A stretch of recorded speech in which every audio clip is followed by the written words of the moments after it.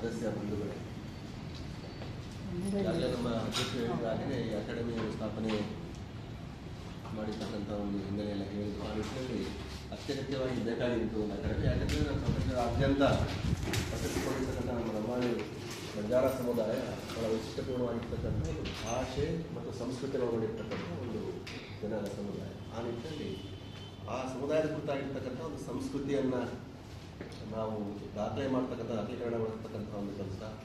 ಹಾಗೆ ನಿಮಗೆ ಭಾಳ ಮುಖ್ಯವಾಗಿ ನಮ್ಮ ಮೇಳದಲ್ಲಿ ಇರುವ ಹಾಗೆಯೇ ಸಂಸ್ಕೃತಿ ಮತ್ತು ಭಾಷೆ ಕುರಿತಾಗಿ ಮುಂದಿನ ಪೀಳಿಗೆಗೆ ಅದನ್ನು ಪರಿಚಯಿಸ್ತಕ್ಕಂಥ ಮತ್ತು ಉಳಿಸಿ ಬೆಳೆಸ್ತಕ್ಕಂಥ ಒಂದು ಏನು ಉದ್ದೇಶ ಇದೆ. ಆ ನಿಟ್ಟಿನಲ್ಲಿ ಈಗಾಗಲೇ ನಮ್ಮ ಸಹ ಸದಸ್ಯರು ಡಾಕ್ಟರ್ ಶಾಂತನಾಯಕ್ ಸರ್ ಅವರು ಮಾತನಾಡಿದ್ದಾರೆ, ಎಲ್ಲದಕ್ಕೂ ಕೂಡ ಸಹಮತ ಇದೆ. ಆ ನಿಟ್ಟಿನಲ್ಲಿ ಈಗಾಗಲೇ ಮೊದಲ ತಲೆಮಾರಿನ ವಿದ್ವಾಂಸರುಗಳು ನಮ್ಮ ಭಾಷೆ ಮತ್ತು ಸಂಸ್ಕೃತಿ ಕುರಿತ ಹಾಗೆ ಬಹಳಷ್ಟು ಸಂಶೋಧನೆ ನಡೆಸಿದ್ದಾರೆ. ಸಂಶೋಧನೆ ಆಗಿದೆ, ಪ್ರಕಟಣೆ ಆಗಿದೆ. ಅದಾಗಿದ್ದಾಗಿಯೂ ಬಹಳಷ್ಟು ನಮ್ಮ ಸಂಸ್ಕೃತಿ ಮತ್ತು ಕಲೆ ಕುರಿತ ಹಾಗೆ ಇನ್ನು ಆಗಬೇಕಾಗಿರ್ತಕ್ಕಂಥ ಕೆಲಸಗಳು ಬಹಳಷ್ಟು ಇದೆ. ಈಗಾಗಲೇ ಅಧ್ಯಕ್ಷರು ಹೇಳಿದ್ರು, ಶಾಂತನಾಯಕ್ ಸರ್ ಕೂಡ ಹೇಳಿದ್ರು, ಅದರ ದಾಖಲಾತೀಕರಣ ಬಹಳ ಮುಖ್ಯವಾಗಿ ಕಲೆ ಸಂಸ್ಕೃತಿ ಕುರಿತಾದ ದಾಖಲಾತೀಕರಣ ಆಗಬೇಕು. ಆ ನಿಟ್ಟಿನಲ್ಲಿ ಸಂಗ್ರಹ ಆಗಬೇಕು. ಮೊದಲು ನಮ್ಮಲ್ಲಿ ಬಹಳಷ್ಟು ಜನಪದ ಸಾಹಿತ್ಯದ ಸಂಗ್ರಹ ತುಂಬಾ ಕಡಿಮೆ ಆಗಿದೆ.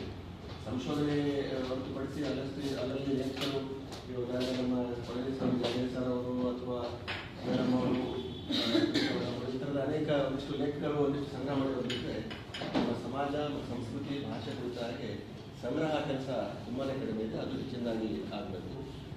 ಹಾಗೆ ಕಲೆ ಮತ್ತು ಕಲಾವಿದರಿಗೆ ಹೆಚ್ಚಿನದಾಗಿ ಪ್ರೋತ್ಸಾಹಿಸಬೇಕು. ಈಗಾಗಲೇ ಸರ್ ಹೇಳಿದರು, ಈಗಾಗಲೇ ಬಹಳಷ್ಟು ಸಾಧಕರಿರ್ತಕ್ಕಂಥ ಸಾಧಕರಿದ್ದಾರೆ, ಕಲಾವಿದರ ಜೊತೆಗೆ ಹಾಗೆಯೇ ಅವರ ಮೂಲಕ ಹಿರಿಯ ಕಲಾವಿದರ ಮೂಲಕ ನಮ್ಮ ಸಂಸ್ಕೃತಿಯ ಅಥವಾ ಕಲೆಗಳ ಒಂದು ತರಬೇತಿ ಶಿಬಿರಗಳನ್ನು ಮುಂದಿನ ಪೀಳಿಗೆಗೆ ಅದನ್ನು ಪರಿಚಯಿಸ್ತಕ್ಕಂಥ ನಿಟ್ಟಿನಲ್ಲಿ ವಿಶ್ವವಿದ್ಯಾಲಯದ ಮಟ್ಟದಲ್ಲಿ ವಿಶೇಷವಾಗಿ ಕಲೆಗಳಲ್ಲಿ ನಮ್ಮಲ್ಲಿ ವಾಜಾ ನಗಾರಿದ ಟ್ರೈನಿಂಗ್ ತರಬೇತಿ ಶಿಬಿರ ಇದ್ದರೆ ಅದನ್ನು ಕೂಡ ಮುಖ್ಯವಾಗಿ ಕಲೆಯ ಸಂದರ್ಭದಲ್ಲಿ ತಗೋಬೇಕು.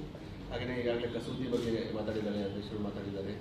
ಹಾಗೆಯೇ ಮೊದಲ ತಲೆಮಾರಿನಲ್ಲಿ ಅಧ್ಯಯನ ಮಾಡಿರ್ತಕ್ಕಂಥ ಸಂಶೋಧಕರು ವಿದ್ವಾಂಸರನ್ನು ಒಂದು ಸೌಹಾರ್ದಯುತ ಭೇಟಿ ಅವರನ್ನೆಲ್ಲ ಕರೆದು ಒಂದು ರೀತಿ ಅವರನ್ನು ಗೌರವಿಸ್ತಕ್ಕಂಥ ಒಂದು ಕೆಲಸ ಆಗಬೇಕು. ಯಾಕಂದರೆ ನಮ್ಮ ಸಮಾಜದ ಕುರಿತಾಗಿ ಒಂದು ಸಂಶೋಧನೆ ಮತ್ತು ಅಧ್ಯಯನ ಮಾಡಿ ಆ ಮೂಲಕ ನಾವು ಸಂಸ್ಕೃತಿ ಮತ್ತು ಸಮಾಜವನ್ನು ಗುರುತಿಸಿರ್ತಕ್ಕಂಥ ಒಂದು ಹಿನ್ನೆಲೆ ಒಳಗಡೆ ಅಥವಾ ಆ ನಿಟ್ಟಿನಲ್ಲಿ ತೊಡಗಿಸ್ಕೊಂಡಿರ್ತಕ್ಕಂಥ ಹಿನ್ನೆಲೆ ಒಳಗಡೆ ಅವರನ್ನು ಗೌರವಿಸ್ತಕ್ಕಂಥ ಕೆಲಸ ಆಗಬೇಕು. ಅದರ ಜೊತೆಗೆ ಅವ್ರ ಮೂಲಕ ಅವರ ಒಂದು ಸಲಹೆಗಳನ್ನು ಮುಂದಿನ ಕಾರ್ಯಯೋಜನೆ ಕುರಿತಾಗಿ ನಮ್ಮ ಅಕಾಡೆಮಿಕ್ ಏನು ಮಾಡ್ಬೋದು ಅಂತ ಹೇಳಿ ಸಲಹೆಯನ್ನು ಕೊಡ್ಬೋದು. ಹಾಗೆಯೇ ಪ್ರಸ್ತುತ ಈಗ ನಮ್ಮ ನಡುವೆ ಇರ್ತಕ್ಕಂಥ ಯುವ ಬರಹಗಾರರು ಸಲಹೆಗಳು ಆಗಾಗಲೇ ಪ್ರಸ್ತಾಪ ಮಾಡಿದರು. ಆ ಯುವ ಬರಹಗಾರರು ಬಹಳಷ್ಟು ಜನ ಇದ್ದಾರೆ. ಅವರು ಜನಪದ ಸಾಹಿತ್ಯ ಅವರ ಸಾಹಿತ್ಯವನ್ನು ಸಂಗ್ರಹಿಸಬೇಕು, ಪ್ರಕಟಿಸಬೇಕು ಮತ್ತು ಅವರನ್ನು ಕೂಡ ಗೌರವಿಸಬೇಕು. ಮತ್ತು ನಮ್ಮ ಹಿರಿಯ ಕಲಾವಿದರುಗಳಿದ್ದಾರೆ, ಬಹಳಷ್ಟು ರಾಜ್ಯೋತ್ಸವ ಪ್ರಶಸ್ತಿಕೊಂಡಿರ್ತಕ್ಕಂಥ ಅಭಿನಾಯಕ್ ಸರ್ ಸದಸ್ಯರು ಇದ್ದಾರೆ. ಆ ಥರದ ಅನೇಕ ಕಲಾವಿದರು ಮೇಡಮ್ ಇದ್ದಾರೆ, ಭಾರತಿ ಮೇಡಮ್, ಶಾಂತನಾಯಕ್ ಮೇಡಮ್ ಇದ್ದಾರೆ. ಆ ಥರದ ಅನೇಕ ರಾಜ್ಯಾದ್ಯಂತ ಇದ್ದಾರೆ.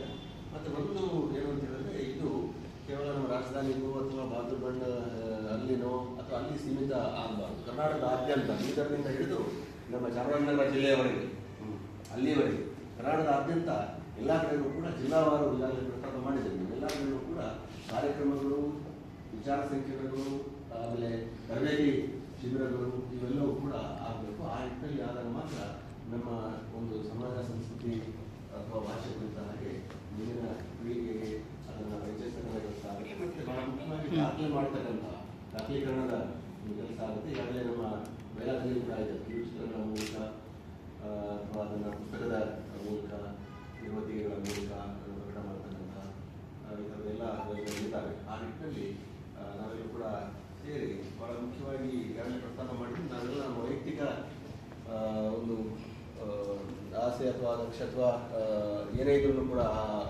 ಅಭಿಲಾಷೆ ಎಲ್ಲ ಬಿಟ್ಟು ಸಮಾಜಕ್ಕೆ ಪೂರಕವಾಗಿ ನಾವು ತೊಡಗಿಸ್ಕೊಂಡಿದ್ದೆ. ಆದಲ್ಲಿ ಇದೊಂದು ಸಮಾಜ ಸಂಸ್ಕೃತಿ ಕುರಿತಾಗಿ ಇನ್ನೂ ಹೆಚ್ಚಿನ ಆ ಸಂಸ್ಕೃತಿಯನ್ನು ಇನ್ನೂ ಹೆಚ್ಚಿನದಾಗಿ ನಾವು ವೃದ್ಧಿಸಲಿಕ್ಕೆ ಸಾಧ್ಯ ಆಗುತ್ತೆ ಅಂತ ಹೇಳಿ ನನ್ನ ಅನಿಸಿಕೆ.